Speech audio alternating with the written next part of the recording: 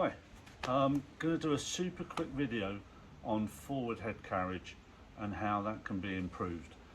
This is really aimed for people with Shermans in the thoracic spine, but it can also be done by people with Shermans in the cervical spine.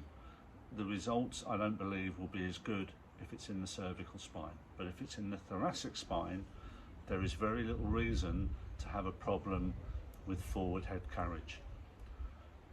One exercise, it's an exercise that you can do all the time you're awake, every minute of every day, but it will work so much better if you link it in with the exercise I showed in a previous video on how to open the chest. And I'm just going to show you why the two are linked so closely together.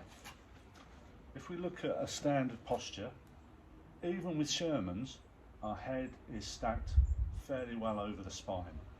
As soon as we allow our shoulders to round and rotate forwards, we get that typical curve that we always associate with Shermans. But what this is doing is pulling the front part of our body inwards and downwards and restricting our chest. And that results in a forward head carriage. No matter what I do in this typically hunched position, I can't do anything to exercise these muscles that are causing the forward head carriage. As soon as I open up the chest and pull the shoulders back, I can now start to exercise the two main muscles. There's a muscle that goes from almost the back of the skull down to the collarbone. Can't remember the name of it, it's not an easy one to pronounce, but there's two, one either side. And as you can see, as we develop this position, this muscle here has become very short and very tight. And that's the muscle we need to stretch. Super easy. Get yourself in a comfortable position. You can do this while you're driving, you can do this while you're working on the computer, you can do this while you're watching television. As long as you're upright, you're still going to have your forward head carriage, and these muscles will be short and tight. What we need to do is have our chin horizontal and just push our chin backwards. And what you should feel is tightness down the side of the neck and tightness in your traps, your upper shoulders, middle of the back.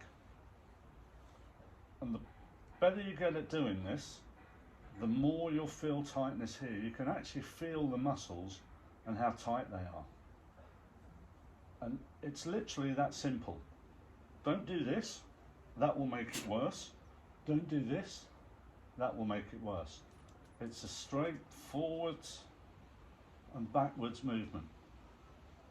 And it's not something that you do at your desk all day long like this. It's something you do and you hold. And you hold this position for as long as is comfortable.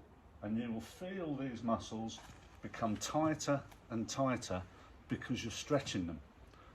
And as soon as they start to stretch and open up, instead of pulling the back of your head down and causing your chin to lift, they will start allowing the back of your head to extend and your chin to come down.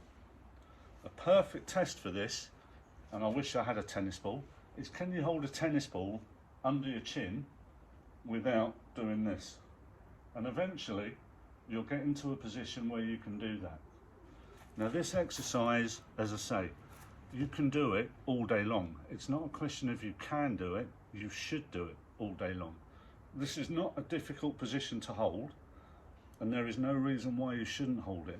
Shoulders back, chest out, chin down, chin back. To start with, you're going to feel bizarre. You're going to feel as if you're walking around as if something's stuck somewhere where you don't want it stuck, but you don't look that upright. You actually look fairly normal in this position compared to how you look in this position. So get used to opening your chest, shoulders back, and to start with, push your chin back till you feel this tightness. Once you get used to feeling the tightness, you can do it yourself. And the more you do that, the more you'll stretch these two muscles. And I assure you, within a month, certainly within 2 months, you'll wake up one morning and your head will feel lighter. you'll suddenly have a head that's stacked correctly over the spine, and you'll wonder why it suddenly is so easy to move and so light to carry around. Hope this helps. In another video I'll show you how we can strengthen the muscles at the back of the neck, but to start with we've got to get these two loosened up. We've got to reduce that shortness and we've got to get them nice and stretched. Hope this helps. As always, it'll be on the YouTube channel. Drop a comment in the chat below. If there's anything else I can help with, I'll certainly give it a try. Good luck.